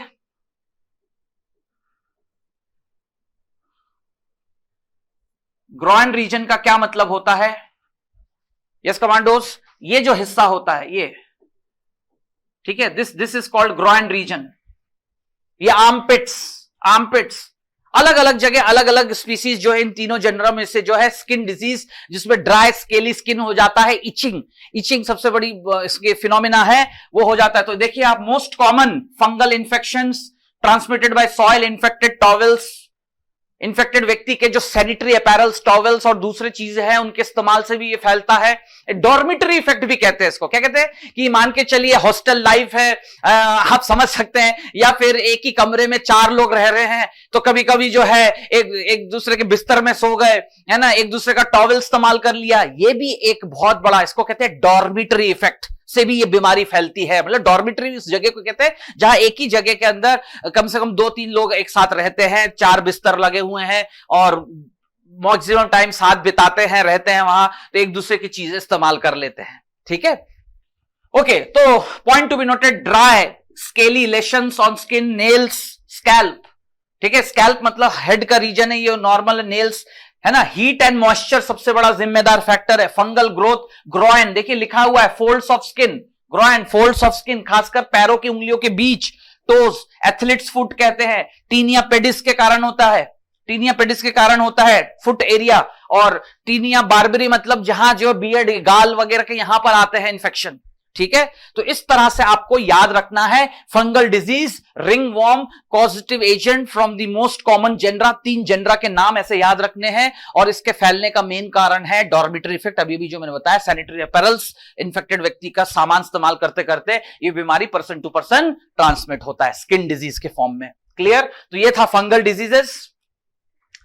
प्रिवेंटिव मेजर, इन सारी बीमारियों का nature, mode of transmission, symptoms, सब चीज देखने के बाद क्या इसे control, prevention is better than cure, right. सबसे अच्छी बात तो यह है, तो क्या इनको रोका जा सकता है? आंसर इज, तरीका है personal hygiene, body clean up, consumption of clean drinking water, food, vegetable fruit, public hygiene, सही बात है, प्रॉपर डिस्पोजेबल, कम्युनिटी डिस्पोजल्स भी तो होते हैं, साफ सफाई, कहते हैं ना, स्वच्छता अभियान, yes, waste excreta, periodic cleaning, disinfection of water reservoirs and so many things. yes commandos, तो point to be noted, public hygiene, proper disposal, waste excreta, ये सब जो है, avoiding stagnation of water, eliminate vectors and their breeding place। हाँ, ये सबसे बड़ा है जी, बहुत सारे जो वेक्टर्स हैं जो बीमारी फैलाते हैं उनको रोका जाए, उनको किसी तरह से रोका जाए। क्या ये संभव है? yes it is। तो उनको एलिमिनेट किया जाए, उनके ब्रीडिंग प्लेस को खत्म कर दिया जाए। यूज ऑफ लार्विवोरस, जैसे बायोलॉजिकल पेस्ट कंट्रोल कहते हैं। लार्विवोरस फिश है, ठहरे हुए पानी में इनको छोड़ दिया जाए तो ये क्या है, वो जो मच्छरों के लार्वा को खा जाएंगे तो मच्छर संख्या में कम हो जाएंगे, वेक्टर जो बीमारी फैलाने के नहीं रहेंगे तो अपने आप कंट्रोल हो जाएगा, मलेरिया कंट्रोल होगा, इरेडिकेट नहीं होगा। To prevent the wide spread of chikungunya, dengue ऐसी बीमारी बहुत से जो मच्छर के काटने से होते हैं, एडिस हो गया, क्यूलेक्स हो गया, एनोफिलिस, सब female mosquito. Promote vaccination programme, सही बात है, बहुत सी बीमारी है जैसे कि स्मॉल पॉक्स, पोलियो भी है। यहां एनसीईआरटी में सिर्फ स्मॉल पॉक्स का लिखा है, लिटरेचर एनरिच नहीं हुआ, चेंज नहीं हुआ, लेकिन 2012 के बाद कोई पोलियो इंडिया में रिपोर्ट नहीं हुआ, तो 2014 में, यस कमांडोज, 2014 में डब्ल्यूएचओ ने इंडिया को सर्टिफाइड कर दिया पोलियो मुक्त। तो ऐसे करके yes, this is the reason of vaccination. और बहुत सी बीमारियों को तो हमने जो है वैक्सीन के इस्तेमाल से कहीं ना कहीं कंट्रोल कर रखा है, टिटनस, निमोनिया, क्योंकि जन्म से ही अलग अलग समय में जो है 10 साल 15 साल की उम्र तक अलग अलग वैक्सीन शेड्यूल्स अवेलेबल है, इम्यूनाइजेशन प्रोग्राम जो आप रिप्रोडक्टिव हेल्थ में सुनते हैं, समझते हैं, पढ़ते हैं। यही तरीका है बीमारी को रोकने का, कंट्रोल करने का। Clear clear commandos, all the given statements are correct. अब हम बात करेंगे इम्यूनिटी पे, यानी ये तो हो गया, लेकिन नेचर ने हमें क्या और कैसे दिया, किस तरह से हम जो है खुद को क्या बचा सकते हैं बीमार होने से, आए दिन जो एपिसोड्स ऑफ डिजीज है क्या वो हम रोक सकते हैं, क्या हमारे पास ऐसा कोई तरीका है। यस, इस हिस्से से भी क्वेश्चन बन सकता है, that is immunity. Okay commandos, तो हम इम्यूनिटी पे अब बात कर रहे हैं। यहां पर अब इम्यूनिटी की सबसे पहले तो definition, ability to fight back, किसको, उन बीमारियों से जिनका हमारा सामना होता है, डिजीज कॉजिंग एजेंट है ना, conferred bye immune system. Immunity वो एक एबिलिटी है, इट्स रेजिस्टेंस टू डिजीज, बीमारियों से लड़ना, उनका सामना करना, उनको जो है कहीं ना कहीं डेमोलिश करना, और ये हमें एबिलिटी देता है हमारा इम्यून सिस्टम। ठीक है, करेक्ट। अब उसके भी तरीके हैं, इम्यूनिटी के भी दो तरीके हैं, एक है बाय बर्थ इम्यूनिटी और एक होता है acquired, after birth through out life बीमारियों का सामना करते करते हमारे अंदर डेवलप होता है। ठीक है, तो दो कैटेगरी के क्वेश्चन आएंगे, इननेट एंड एक्वायर्ड। अब इननेट इम्यूनिटी क्या है, by virtue of genes, parental immunity है ये, जो स्पीसीज बैरियर देता है उन बीमारियों से जो दूसरे स्पीसीज को होगा लेकिन हमें कभी हो ही नहीं सकता। Clear clear. तो इननेट इम्यूनिटी से हम कहते हैं by birth immunity, 4 types, physical, physiological, cellular and cytokine. उसमें से भी आप देखिएगा फर्स्ट लाइन कौन है, physical and physiological. First line क्यों, क्योंकि केमिकली और फिजिकली, फिजियोलॉजिकल मतलब chemically, HCl in stomach, saliva, tears contains lysozyme, bactericidal enzyme. Yes commandos, गौर करिएगा, स्किन एंड म्यूकस, पूरे शरीर पे स्किन जो कि क्या है, कैराटिनाइज्ड है, और कैराटिन एक ऐसा प्रोटीन है जो कि germ proof and water proof, germ proof and water proof होता है। वैसे ही अंदर हमारे 4 ऐसे सिस्टम्स हैं बॉडी के अंदर जिनमें कहीं ना कहीं ओपनिंग्स मौजूद है, digestive system, respiratory system, urinary system, reproductive system. तो भले वो सिस्टम अंदर है लेकिन अपनी ओपनिंग से वो बाहरी दुनिया के संपर्क में है, और कहीं ना कहीं कंटामिनेशन और एंट्री, जर्म्स, पैथोजेंस की एंट्री का एक द्वार खोल देते हैं। लेकिन फिर भी अंदर उन डक्ट्स और चैनल्स, ट्यूब्स के अंदर एक म्यूकस लेयर होता है जो कि दलदल की तरह फिजिकल बैरियर इमोबिलाइज कर देता है पैथोजेंस को, रोगाणुओं को वो दलदल की तरह फंसा लेता है और अंदर आने नहीं देता। म्यूकस मेम्ब्रेन इन 4 सिस्टम्स के अंदर, ठीक है, वो फिजिकल बैरियर। ये रहा फिजियोलॉजिकल मतलब केमिकल बैरियर, है ना, अलग अलग जगह पे HCl है, बाइल है, हर जगह अलग अलग तरह के secretion, sebum, oil, sweat, tear, ठीक है ना, सलाइवा, ये सब के सब फिजियोलॉजिकल केमिकल बैरियर का काम करते हैं। ओके कमांडोज, ठीक है। अब हम आगे बढ़ते हैं, दैट इज सेलुलर बैरियर। इसमें गौर करने वाली बात यह है, यस, वो ये कि cellular barriers, neutrophils, monocytes, natural killer cell, internal है ये, सेकंड लाइन ऑफ डिफेंस है। ब्लड हमारा internal second line of defence, क्योंकि ये सारे सेल्स ब्लड के ही कंपोनेंट से WBC है। और सबसे इसमें इंपॉर्टेंट है, yes commandos, by birth innate, बचपन से जो इम्यूनिटी होती है उसमें एक type of lymphocyte, modified lymphocyte, natural killer sales भी मौजूद होता है जो कि इननेट इम्यूनिटी का हिस्सा है। Point to be noted, which lymphocyte is the, question ऐसे आएगा, which lymphocyte is the component of innate immunity, क्योंकि बाकी सारे लिम्फोसाइट्स तो एक्वायर्ड इम्यूनिटी के लिए काम करते हैं, 2 तरह से, बी लिम्फोसाइट्स और टी लिम्फोसाइट्स, ठीक है ना। इसलिए ये ध्यान देने वाली बात है, natural killer sales. Cytokine barrier, कुछ ऐसे इंफॉर्मेशन मॉलिक्यूल्स पैरा हार्मोन्स की तरह जो कि ऐसे सेल्स रिलीज करते हैं अगर उन पे वायरल अटैक हो जाए। कोई भी वायरल इंफेक्टेड सेल अंदर एक अलार्मिंग अलर्ट सजग करने के लिए आसपास की वायरस अटैक हुआ है, समय रहते हुए काम किया जाए। So those are called antiviral protein interferons. तो ये सब बाई बर्थ इम्यूनिटी के सारे मैकेनिज्म हमारे अंदर मौजूद है जो क्वेश्चन का एक फैक्टर बनेगा। By birth immunity, non specific innate immunity. अब बात करते हैं acquired immunity, after birth immunity, pathogen specific. जिस तरह का पैथोजन उसी स्पेसिफिसिटी के साथ, डाइवर्सिटी के साथ मेमोराइज करते हुए, Therefore, it is called specific immunity. Acquired immunity, specific immunity होता है, पर्सन टू पर्सन वेरी करता है। Clear commandos? क्यों? द रीजन इज, उसका क्या कारण है? उसका कारण है जैसा कि आप सामने देख सकते हैं, after birth pathogen specific. Primary response, low intensity. अच्छा, जो ये एक्वायर्ड इम्यूनिटी है उसके भी रिस्पॉन्स दो तरह के होते हैं, प्राइमरी और सेकेंडरी। पहला थोड़ा टाइम लेता है, time taking, lag period, slow होता है। Clear commandos? और आईजीएम एंटीबॉडी बनाकर, कौन सा एंटीबॉडी? प्राइमरी रिस्पॉन्स में आईजीएम, इम्यूनोग्लोबिन है ना, एम जो है होता है लो इंटेंसिटी। लेकिन जो सेकेंडरी होता है, जो सेकेंडरी रिस्पॉन्स होता है, फिर से फ्यूचर एंटीजन अगर सामना करेगा, क्योंकि पहले अटैक से उसने उसका सामना कर लिया, मेमोराइज कर लिया, अब अगली बार बिना समय गवाए तेजी के साथ very higher intensity amnestic response, secondary response जो होता है हाई इंटेंसिटी के साथ होता है। 4 प्रॉपर्टीज हमारे इस acquired immunity third line of defence की 4 प्रॉपर्टीज होती हैं। ध्यान दीजिएगा, diversity, memory, recognition between self and non self. बहुत ही स्पेसिफिक, सटीक वार करता हुआ एक पर्टिकुलर एंटीबॉडी या सेल टाइप उस एंटीजन के लिए, उस पैथोजन को रिकॉग्नाइज करते हुए। और जब जब ऐसे अलग अलग तरह के आएंगे, समय लगेगा, लेकिन फिर से एक नया इम्यून रिस्पॉन्स जनरेट होगा। This is diversity.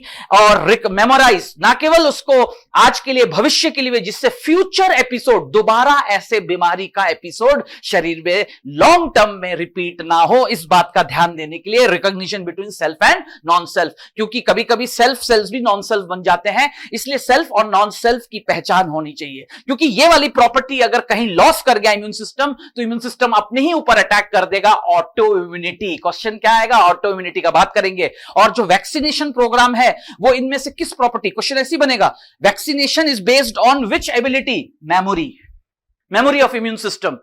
ठीक है, एक लो डोज, धीरे धीरे मिमिक्री करते हुए जो इंजेक्शन दिया जाता है, डेलिब्रेट इंजेक्टेड, और फिर फ्यूचर में बार बार सामना करते करते खुद हमारा इम्यून सिस्टम सामने से लड़ते हुए उसके खिलाफ एंटीबॉडी बनाकर लॉन्ग टर्म इम्यूनिटी दे देता है।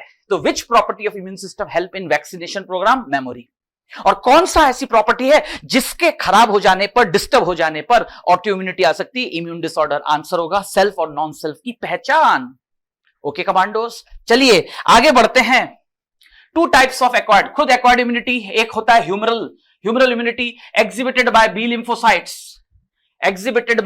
Lymphocytes. Produce army of proteins. B lymphocytes जो कि बोन मैरो में बनकर, बोन मैरो में ट्रेंड होते हैं एंटीबॉडीज। आर्मी ऑफ प्रोटीन्स जिनको कहते हैं बी एक्टिवेटेड सेल्स, उनको बनाते हैं, differentiate as plasma cells. B cells जो है एक्टिवेट होकर जब बनाने की एबिलिटी उन प्रोटीन्स को बनाते हैं, उनको प्लाज्मा सेल्स कहते हैं, वो बनाते हैं एंटीबॉडीज। जबकि T cells do not secret, T cells को एंटीबॉडी बनाते हैं, वो बी सेल्स को मदद करते हैं कि कब और किस तरह का एंटीबॉडी बनाना है, डायरेक्शन देते हैं, और वो 4 पॉलीपेप्टाइड चेन से बनते हैं। एक एंटीबॉडी 4 पॉलीपेप्टाइड चेन, केमिकली जो है वो 4, 2 हैवी चेन, 2 लाइट चेन। तो उसका फॉर्मूला ध्यान से देखिए commandos, H2L2, 2 heavy 2 light chains. और एंटीबॉडीज कितने तरह के होते हैं? 5 तरह के, दैट इज GAMED, जिसमें से डी जो है इम्यूनोग्लोबिन डी अननोन फिनोमेना बचते हैं 4, इम्यूनोग्लोबिन A, G, M और E। ध्यान से देखिए कमांडोस, 4 इम्यूनोग्लोबिन्स, 5 में से 4 इम्यूनोग्लोबिन्स जिनके फंक्शन आपको पता होना चाहिए। सिक्रेटरी एंटीबॉडी इम्यूनोग्लोबिन ए, मदर्स मिल्क में वो मौजूद होता है, वो हमारे सलाइवा में मौजूद होता है, हमारे स्वेट में मौजूद होता है IgA। IgM लार्जेस्ट एंटीबॉडी और प्राइमरी इम्यून रिस्पॉन्स में सबसे पहले वही बनता है। IgG सेकेंडरी इम्यून रिस्पॉन्स में बनता है और मदर में प्लेसेंटा भी क्रॉस करता है, सबका स्मॉलेस्ट एंटीबॉडी। और IgE जो है कमांडोज एक ऐसा एंटीबॉडी है जो एक खास कंडीशन में शरीर में बनता है, और उसका बनना यह सूचक है, इंडिकेटर है कि शरीर को किसी ना किसी चीज से, कहीं ना कहीं किसी से एलर्जी है, क्योंकि it is an antibody against allergen. अगर बॉडी में ब्लड टेस्ट में इम्यूनोग्लोबिन ई है तो डेफिनेटली कंफर्म हो जाता है कि बेसोफिल्स भी बढ़ा हुआ है और हिस्टामिन के साथ इम्यूनोग्लोबिन ई का भी लेवल है, यानी शरीर में डेफिनेटली किसी ना किसी चीज से एलर्जी तो है। ओके कमांडोस, तो यह ध्यान रखने वाली बात है। Found in the blood cell mediated immunity, जो टी सेल्स के मीडिएटेड CMI सेल मीडिएटेड 3 तरह के बनते हैं, T cytotoxic cell, T helper cell, T suppressor cell, T memory cell. ये 4 की टीम बनकर जो है मौका वारदात पे पहुंच के साइट ऑफ इंफेक्शन में अपना काम करते हैं और हमें इम्यूनिटी देते हैं। There have their own way, ठीक है। यही वो इम्यूनिटी है, सेल मीडिएटेड इम्यूनिटी, जो ग्राफ्ट रिजेक्शन के लिए, किसके लिए जिम्मेदार है? ग्राफ्ट रिजेक्शन के लिए जिम्मेदार है। ध्यान रखिएगा, which immunity actually responsible for graft rejection? Answer है cell mediated immunity. Clear?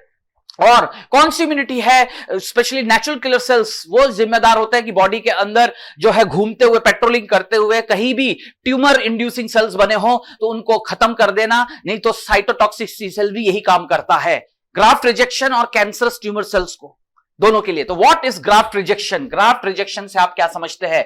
Organ transplantation, commonly called graft, undergo rejection sooner, है ना। फॉरेन टिश्यू अगर आ जाएगा सूनर और लेटर देयर सवेर वो रिजेक्ट तो होगा ही, क्योंकि सेल मीडिएटेड इम्यूनिटी इस रिस्पॉन्स के लिए जिम्मेदार है। करेक्ट?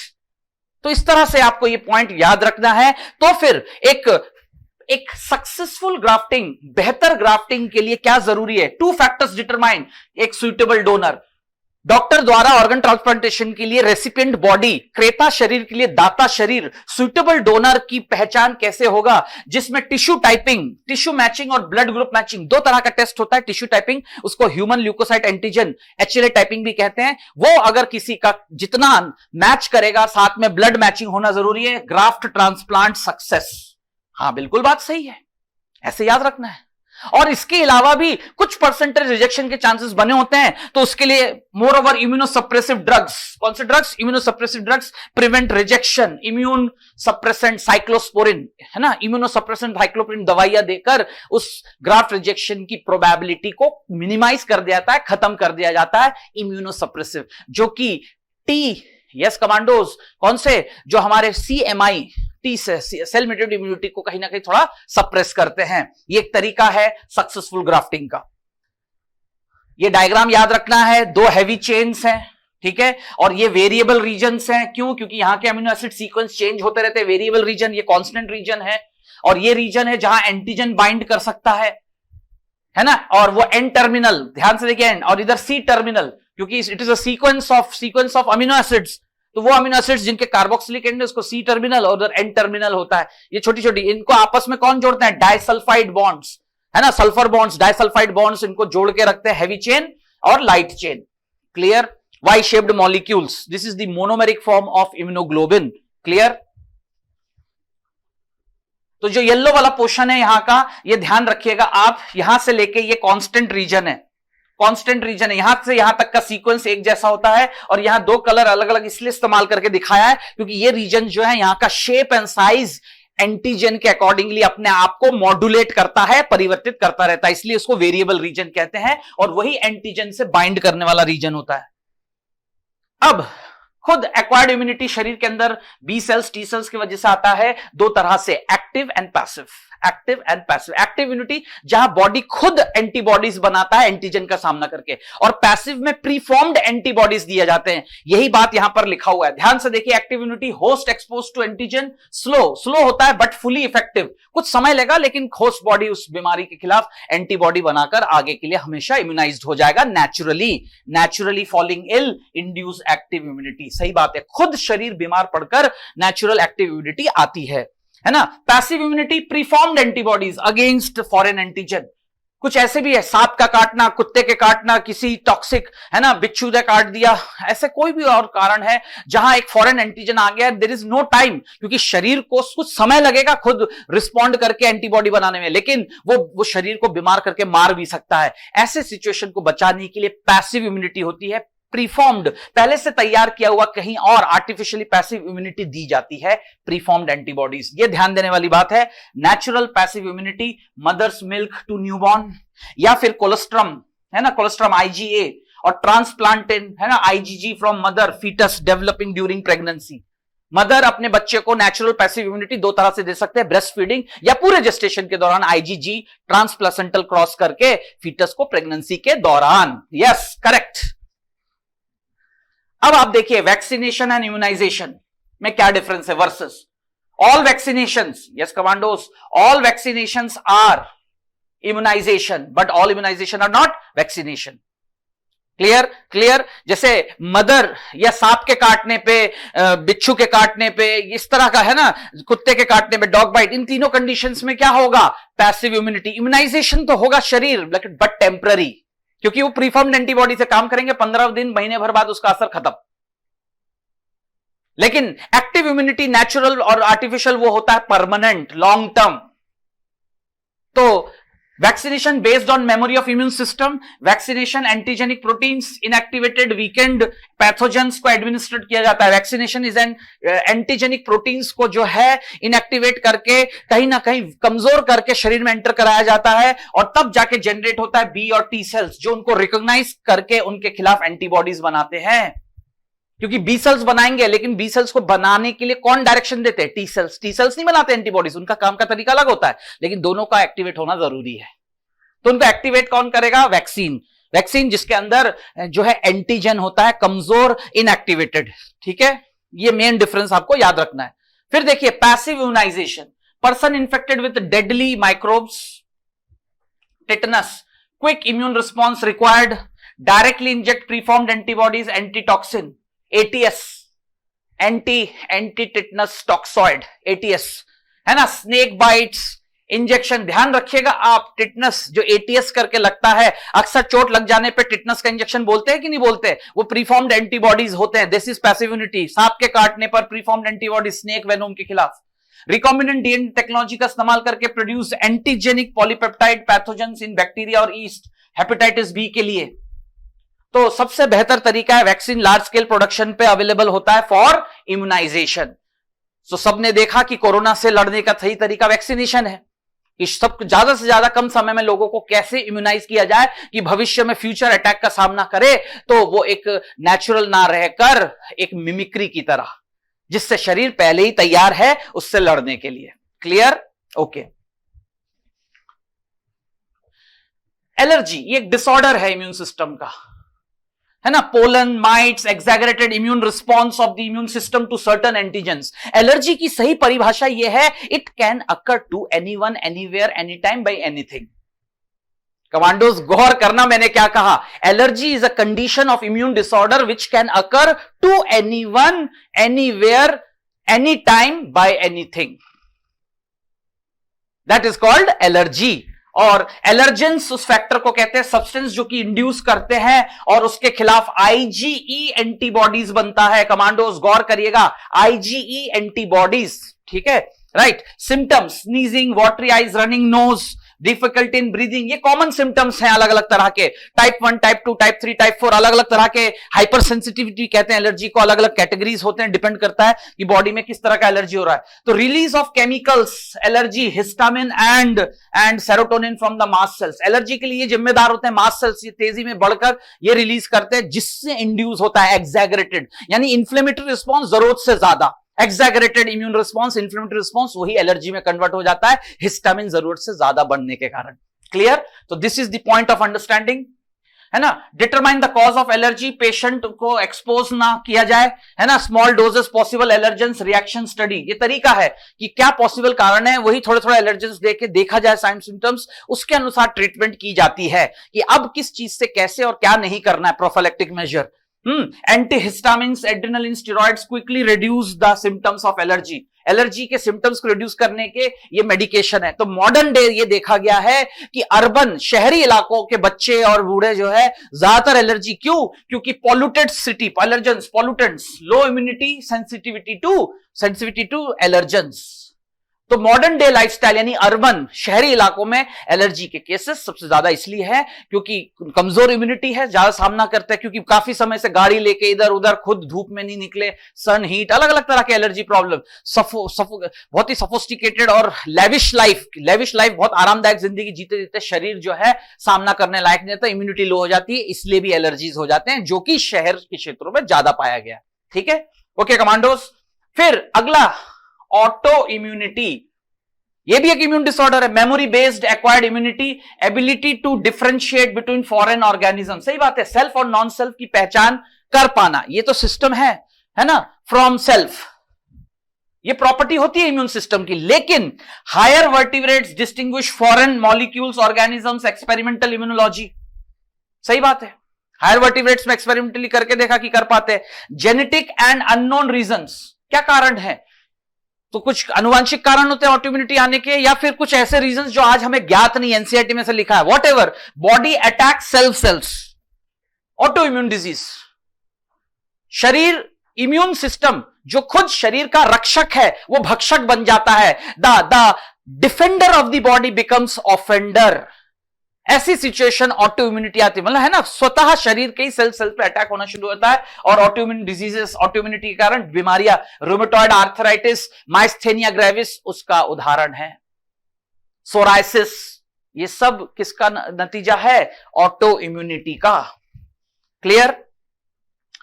अब बात करते हैं कि हमारा पूरा इम्यून सिस्टम कैसे डेवलप्ड है। पूरे शरीर के अंदर immune system, lymphatic vascular system, lymphoid organs, glands, vessels, ducts से कैसे क्या बने हैं और हमारे इम्यून सिस्टम को रिप्रेजेंट करते हैं। Clear, yes. तो कमांडोज देखिएगा ध्यान से, lymphoid organs, tissues, cells, antibodies, सही बात है, द होल इम्यून सिस्टम के क्या ऑर्गन्स, उनके अंदर टिश्यूज, लिम्फेटिक टिश्यूज, दो तरह के सेल, टी और बी सेल्स, यस, और भी तरह के सेल्स होते हैं, और उनके कुछ मॉलिक्यूल प्रोडक्ट्स जैसे कि एंटीबॉडीज। इम्यून सिस्टम बनाते हैं, रिकॉग्नाइजेस फॉरेन एंटीजेंस, उसको रिस्पॉन्ड करते हैं, रिमेंबर देम, ना केवल रिस्पॉन्ड करते हैं लेकिन भविष्य के लिए, ये भी बात सही है। All the given statement regarding the immune system of the body is correct, सही बात है, यही है थर्ड लाइन ऑफ इम्यूनिटी, जो ना केवल सामना करते हैं बल्कि भविष्य के लिए भी रिकॉग्नाइज करते हैं। Immune system important role in allergic reactions, autoimmune diseases and organ transplantation. Immune system का तीनों में करेक्ट, ऑल द अबव। क्यों? क्योंकि अगर इम्यून सिस्टम प्रॉपर ज्यादा रिस्पॉन्ड कर जाए तो एलर्जी हो जाएगा, वही अगर ठीक से ना पहचान करे सेल्फ और नॉन से तो ऑटो इम्यून डिजीज हो जाए, और graft rejection, organ transplantation successful होगा कि नहीं होगा ये हमारा इम्यून सिस्टम ही तय करता है। यस, यही बात सही है, अभी पढ़ा हमने।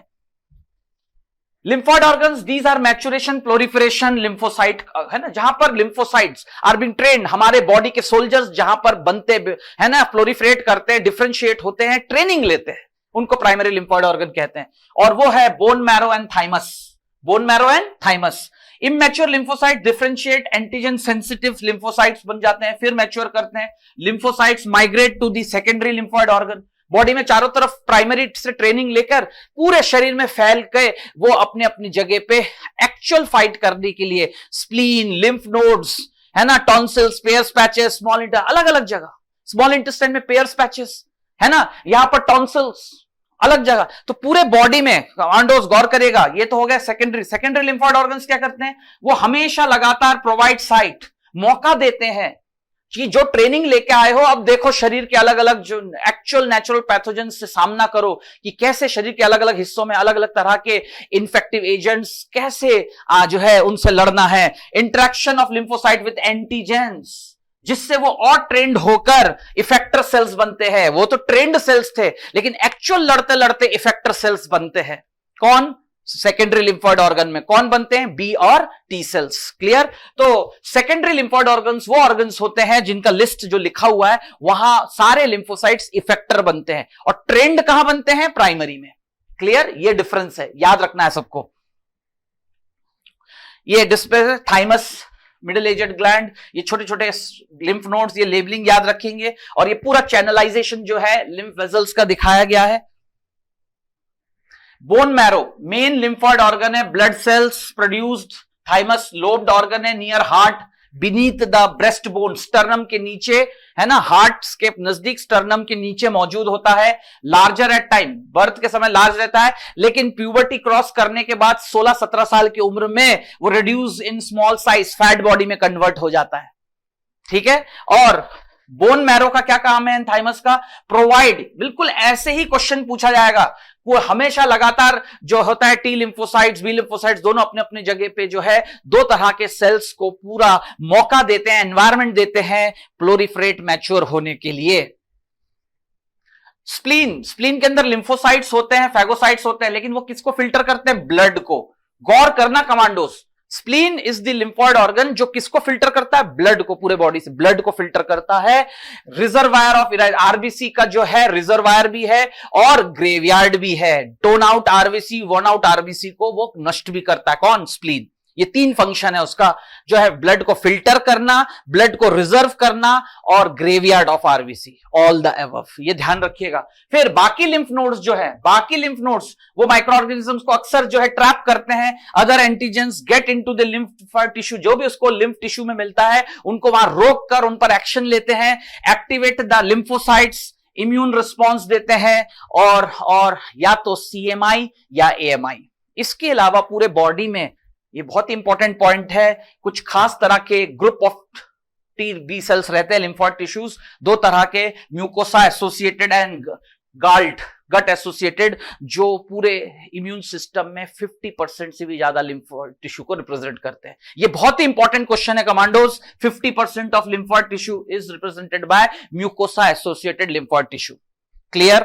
ये रहा हमारा पूरा immune system. This is the concept. इस तरह के क्वेश्चन चैप्टर के इस पहले हिस्से से आएगा जो मैंने आपके साथ डिस्कस किया। अब आप इसको ध्यान से समझिए, किस तरह से क्वेश्चंस बन सकते हैं। Everyone clear? अब मैं आपके साथ टीचर टॉट में आप देख सकते हैं, गेस द कोल्ड का फुल फॉर्म क्या है? What does cold stands for? Common obstructive lung disease. ठीक है। फिर शफनस डॉट्स, ये डॉट्स जो है स्पेशल बताता है कि किस तरह का मलेरिया है ना। ब्लड सैंपल में मलेरिया का टाइप बताता है कि मलेरिया फेल्सीफेरम बना है कि कौन सा है। मलेरिया भी अलग अलग टाइप के होते हैं। ये वो स्पेशल स्टेनिंग डॉट्स दिखते हैं ब्लड के अंदर, आरबीसी के अंदर। Why the eggs of ascaris called mammillated egg, जो है वो रिपल्ड प्रोटीन कोट। तो इस तरह का डू यू नो करके कुछ क्वेश्चन है, आप गो थ्रू देम, आपको इनके क्वेश्चन का आंसर आपके ही एनसीईआरटी में मिलेगा, है ना। टाइफाइड मैरी कौन है? मैंने बता दिया था, वो एक केस स्टडी है जो मैरी मेलान फीमेल थी, उसका फेमस है वो। फिर विच पैरासाइट शो, कौन सा पैरासाइट है जो नॉक्टर्नल पीरियोडिसिटी शो करता है? याद करिए commandos, that is filarial worm, wuchereria bancrofti है। रात के 10 से सुबह के 4 बजे के बीच एक्टिव रहते हैं। What is the reason certain people are immune to malaria? कुछ लोग को मलेरिया थ्रू आउट लाइफ नहीं होती, जिनको जेनेटिक बीमारी सिकल सेल ट्रेट होता है, उनका 50% आरबीसी तो खराब होता है। ऐसे ब्लड में प्लाज्मोडियम अपना लाइफ साइकिल कैरी नहीं कर पाता है, और ऐसे लोग मलेरिया प्रोन रीजन में ज्यादा पाए जाते हैं, इसलिए वो रहते हैं। तो देखिए क्वेश्चंस किस तरह से, रीजनिंग क्वेश्चन है ये सब, डू यू नो करके। क्वेश्चंस फॉर इग्नाइटेड ब्रेन्स आप देखिएगा, बेहतरीन क्वेश्चन कि can house fly be both mechanical biological carrier? नहीं, वो सिर्फ मैकेनिकल वेक्टर है, बायोलॉजिकल कैरियर नहीं है। बायोलॉजिकल कौन होता है? That is mosquito, female mosquito. तो एनसीईआरटी बेस्ड क्या होगा? Certain T cells directly attack non self cells and altered. सही बात है। तो what type of immunity is this called? ठीक है, क्या पूछा है? Certain T cells directly attack non self, तो उनको नेचुरल किलर सेल्स कहते हैं, जो नॉन सेल्फ अल्टर्ड हो जाते हैं, यानी कैंसर सेल की बात हो रही है। Natural killer cell is a type of lymphocyte, yes, T lymphocyte. ठीक है, तो इस तरह के ये क्वेश्चंस है। यस कमांडोस, कंपेयर करिए एस्कैरिसिस, फाइलेरिसिस, पता होना चाहिए क्या डिफरेंस है। Common cold, pneumonia, AMIR, antibody mediated immune response, है ना। वैसे हाइपरप्लासिया, हाइपरट्रॉफी क्या होता है? क्लियर। मैकेनिकल वेक्टर, गौर करिए ना, मैकेनिकल और बायोलॉजिकल वेक्टर में क्या अंतर है? मैंने बताया था आपको कमांडोज। बायोलॉजिकल वेक्टर जिसके शरीर के अंदर वो कुछ समय देता है अपनी प्रोसेस करने के लिए, फिर वो जाके पास करता है अगले होस्ट के अंदर, है ना। और मैकेनिकल मतलब बाहर से ही जो उसके बॉडी पार्ट्स में लगे रहते हैं, इधर से उधर वो जो है चीजों को, जर्म्स को पहुंचा देता है, जैसे कि आपका हाउस फ्लाई।